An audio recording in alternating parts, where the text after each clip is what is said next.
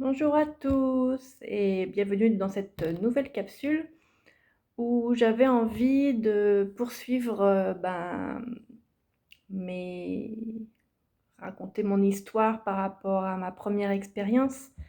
Comme je vous le disais, ça ne s'est jamais arrêté finalement. Je taisais comme je pouvais ce qui venait, ce qui venait à moi. J'essayais de le rendre invisible à mes yeux, à mon esprit, mais c'était toujours très difficile.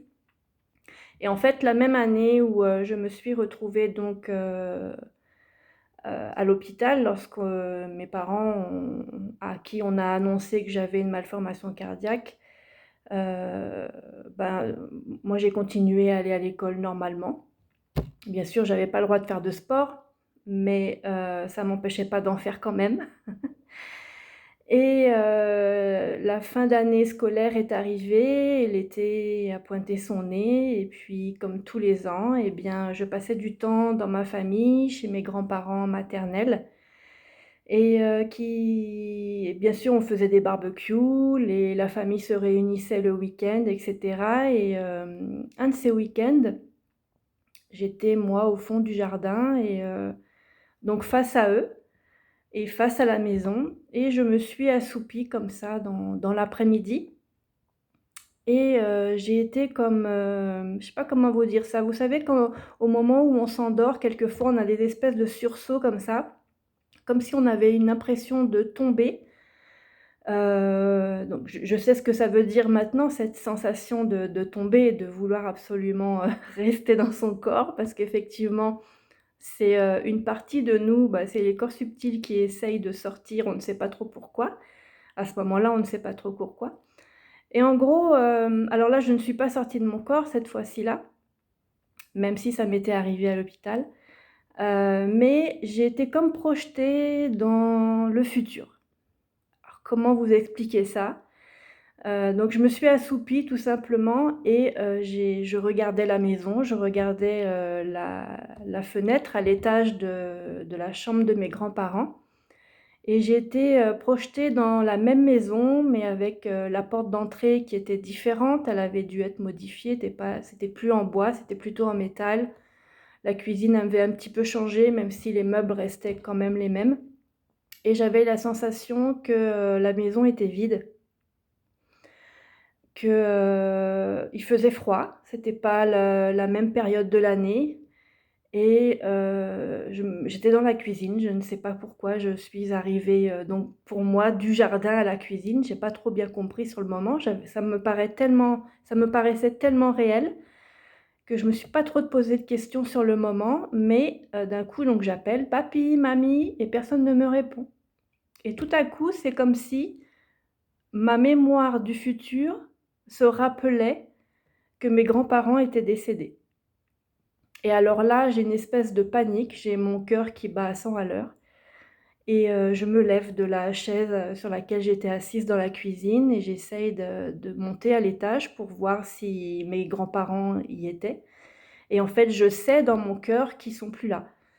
Donc je me mets à pleurer et je veux absolument monter à l'étage, mais en fait, c'est qu'il y a comme un espèce de ralenti et d'un seul coup, je me réveille en sursaut, donc dans la chaise longue dans laquelle j'étais au fond du jardin et lorsque je regarde, ma montre, il s'était passé à peine, 5 minutes alors que j'avais vraiment eu cette sensation que le temps s'était allongé, que j'avais dû peut-être passer 1 heure, dans cette maison-là, dans ce futur-là en tout cas et que finalement je me réveille et il s'est passé à peine 5 minutes.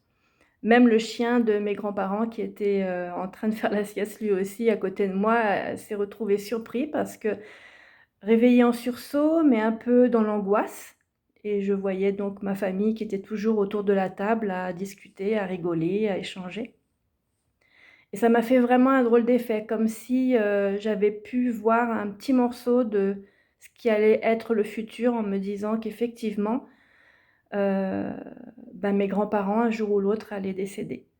Alors bien sûr, dans ma petite tête de petite fille, je me suis dit: «Non, mais c'est qu'un rêve, de toute façon, maintenant toi-même, tu as pris conscience de la relation qu'il y a entre la vie et la mort». Le fait de savoir que, on a quelque chose qui n'est pas bien formé, puisque là, dans mon cas, c'était le cœur, et qu'à tout moment finalement, bah, on peut mourir. On peut passer de l'autre côté du miroir. Je me suis dit: «Bon, bah, peut-être que dans ma petite tête, je vois en fait, j'imagine ce qui peut se passer lorsque des personnes que l'on aime peuvent décéder». Et j'ai pas vraiment prêté attention à tout ça. Je me suis levée, j'ai été rejoindre ma famille, mais cette petite histoire-là, j'en ai jamais vraiment parlé. Comme je vous l'expliquais, même si j'essayais, j'avais toujours cette sensation de paraître un peu folle, quoi. Donc du coup, je l'ai tue. Voilà, je voulais aussi vous dire que les capacités psychiques, c'est pas seulement voir, être médium en tout cas, c'est pas seulement parler aux défunts, c'est pas seulement avoir cette sensibilité en nous qui nous permet de capter les émotions des autres. C'est pas aussi toute cette, hyper émotivité qui nous fait pleurer devant un film ou devant, une petite bête toute mignonne parce que justement elle est toute poilue, elle a plein de plumes, elle est toute adorable. Je pense qu'il y en a beaucoup qui se reconnaissent dans ça, mais en fait, à partir du moment où on le développe, cette partie-là, l'hypersensibilité, ben, en découle des perceptions qui vont être différentes d'autres personnes. Donc la médiumnité, c'est pas tout ça, c'est pas que tout ça. On peut aussi avoir des projections dans le futur, tout comme certains peuvent avoir des projections dans le passé, puisque comme on dit, en fait, il n'y a ni passé, ni présent, ni futur. En réalité, tout est intriqué. Tout est en même temps, si on veut. Le passé est passé, mais il est là en même temps. Alors nous, en tant qu'être humain, on a cette faculté de garder les souvenirs en mémoire, avec les émotions qui vont avec. C'est ce qui fait que dans le présent, on a du mal à gérer tout ça. Et puis, on se focalise beaucoup sur un futur qui n'est pas encore, concrétisé. Du coup, bah, en fait, on se crée des angoisses du futur alors que rien n'est acté. Alors, moi, je le dis, c'est toujours facile de le dire, mais moi-même, hein, je suis dans cette, comment dire? Dans ce carcan-là, de se dire que oui, il y a des choses qui se sont passées dans le passé, qui font que je suis qui je suis maintenant et puis mais les choix que je ferai pour mon futur, ben, ça fera que je serai encore une personne différente. Donc je sais, je me suis un petit peu éparpillée, je suis quand même un petit peu comme ça. Il y a tellement de choses à dire sur ce sujet-là que quelquefois je pars un peu dans tous les sens, donc vous m'excuserez quand même. Donc voilà, c'était la petite histoire par rapport à des projections dans le futur, le fait d'avoir cette, sensation qu'on est dans une prémonition. Alors là, on peut presque dire que j'étais endormie, en train de rêver ou pas, je ne sais pas, dans les 5 premières minutes. Je ne pense pas que le cerveau soit encore dans un sommeil, très profond. Mais au vu de ce qui m'était arrivé, peut-être que mon cerveau avait déjà changé de manière de procéder dans les phases du sommeil. On ne sait pas à ce moment-là ce qui a bien pu se passer dans ma tête.